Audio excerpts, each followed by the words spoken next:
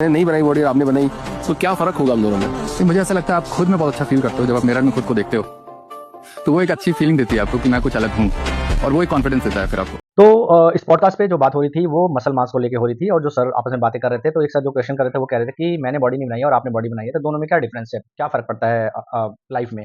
तो जो आंसर कर रहे थे सर वो कह रहे थे कि भई खुद को अच्छा लगता है, कॉन्फिडेंस फ़ील होता है, मुझे लगता है कि मैं कुछ हूँ। तो देखिए, मसल मास का होना सिर्फ़ इतनी सी बात नहीं है कि मुझको खुद को अच्छा लगता है, कॉन्फिडेंस आता है, ये वाला फैक्टर तो है, ये बहुत छोटा फैक्टर है। मैं जो बात करने वाला हूँ इससे बहुत ज़्यादा बड़ा फैक्टर है। अगर किसी इंसान के अंदर मसल मास ज़्यादा है, नॉर्मल से ज़्यादा है, और एक ऐसा इंसान है जो एक्सरसाइज वगैरह नहीं करता और उसका मसल मास नॉर्मल से कम है, तो दोनों की लाइफ में क्या-क्या इम्पैक्ट आएगा, वो मैं बात करने वाला हूँ। तो ऐसे इस क्वेश्चन को और भी कई तरीके से लोग पूछते हैं, जैसे एक नेगेटिव तरीके से दूसरे लोग पूछते हैं कि भई क्या उखाड़ लिया तूने बॉडी बना के? तो इसका भी आंसर इसमें मिल ही जाएगा इस वीडियो में। तो देखिए, आप लोगों ने डायबिटीज़ सुना होगा, शुगर, ब्लड शुगर लेवल। तो जो ब्लड शुगर लेवल रेगुलेट करने की जब बात आती है ना, तो जिस इंसान का मसल मास ज़्यादा है, उसको डायबिटीज़ होने के चांस बहुत ही कम होते हैं, और पूरा का पूरा जो ब्लड ग्लूकोज़ होता है, वो सारा मसल मास के अंदर जाता है। तो जिसका मसल मास ज़्यादा होगा, उसकी बॉडी शुगर को ग्लाइकोजन में कन्वर्ट करके ज़्यादा अमाउंट में स्टोर कर लेगी, जो कि अच्छी बात है, और वो इंसान आप देखेंगे कि मोस्टली स्ट्रॉन्ग लोग होते हैं, हेल्दी होते हैं, बॉडी बिल्डर टाइप के लोग होते हैं कि बहुत कार्बोहाइड्रेट खाते हैं, प्रोटीन भी खाते हैं, then still they are looking very good. क्यों? क्योंकि जो ग्लूकोज़ है, वो ग्लाइकोजन में कन्वर्ट होके मसल टिश्यू के अंदर जाता है। यही चीज़ एक दूसरा बंदा है जो एक्सरसाइज नहीं कर रहा है और बहुत कम कार्बोहाइड्रेट खा रहा है, तब आप देखेंगे अपने आस-पास ऐसे बहुत से लोग आपको मिल जाएँगे, जो आपको पता चलेगा कि भई 2-4 सालों के अंदर किसी भी एज में हो, उनको डायबिटीज़ हो गया है। क्यों हो गया है? क्योंकि उनका जो शुगर है, ब्लड के अंदर जो शुगर है, उनका मसल अब हैंडल नहीं कर पा रहा है। जो मसल की कैपेसिटी है ग्लाइकोजन स्टोर करने की, वो फुल हो चुकी है। उसके बाद जो एक्स्ट्रा शुगर जा रहा है बॉडी के अंदर, वो एडिपोज टिश्यू में जा रहा है, और धीरे-धीरे बॉडी क्या होती है, insulin resistance and finally diabetic person हो जाता है। तो ये एक रोल होता है मसल मास ज़्यादा रखने का। दूसरे फैक्टर की मैं बात करता हूँ, आप लोगों ने सुना होगा मेटाबॉलिज्म।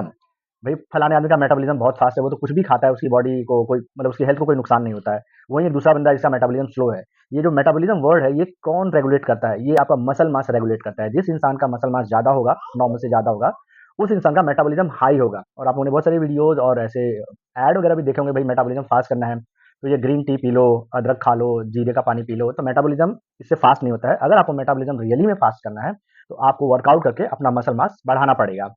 तो ये दूसरा फैक्टर था। तीसरे फैक्टर की बात करते हैं, जो आप लोगों ने इसके बारे में बहुत सारा सुना होगा कि भई मेरा टेस्टोस्टेरोन लेवल लो रहता है, तो मुझे अपना टेस्टोस्टेरोन लेवल हाई करना है। तो उसके लिए भी बहुत सारे हमारे यहाँ नीम हकीम लोग आ जाएँगे आपको बताने के लिए कि लहसुन 4 लहसुन सुबह उठ के कच्चा खाया करो, शाम को अदरक खाया करो, ठीक है? तो टेस्टोस्टेरोन लेवल भी अगर आपको बढ़ाना है, तो आपको रेजिस्टेंस ट्रेनिंग करनी पड़ेगी। रेजिस्टेंस ट्रेनिंग से होगा क्या? आपका मसल मास बढ़ेगा। जिस इंसान का मसल मास जितना ज़्यादा होगा, उस इंसान का टेस्टोस्टेरोन लेवल उतना ही हाई होगा। तो एक और फैक्टर की बात कर लेते हैं चलते-चलते। लंबी लाइफ की बात भी हो रही थी।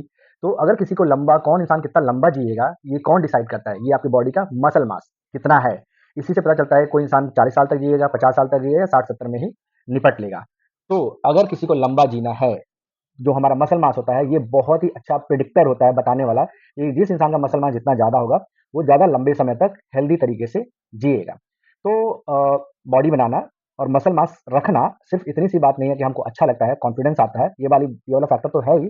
जितने फैक्टर मैंने इसमें गिनाए हैं, उससे ज़्यादा कहीं ज़रूरी है। इसकी वजह से आपको अपना वर्कआउट करना चाहिए, मसल मास ज़्यादा से ज़्यादा मेंटेन करना चाहिए। और चलते-चलते मैं आखिर में एक बात और कहता हूँ आप सभी लोगों से, हमेशा मैं अपनी वीडियोज़ में कहता हूँ, एक्सरसाइज करना, मसल मास ज़्यादा से ज़्यादा बना के रखना, ये हमारे हमको अच्छा लगने से आगे बढ़ के ये लग्ज़री की कैटेगरी में नहीं है, ये हमारी नेसेसिटी है। नेसेसिटी किस केस में? जो मैंने सारे फैक्टर गिनाए, और इसके अलावा भी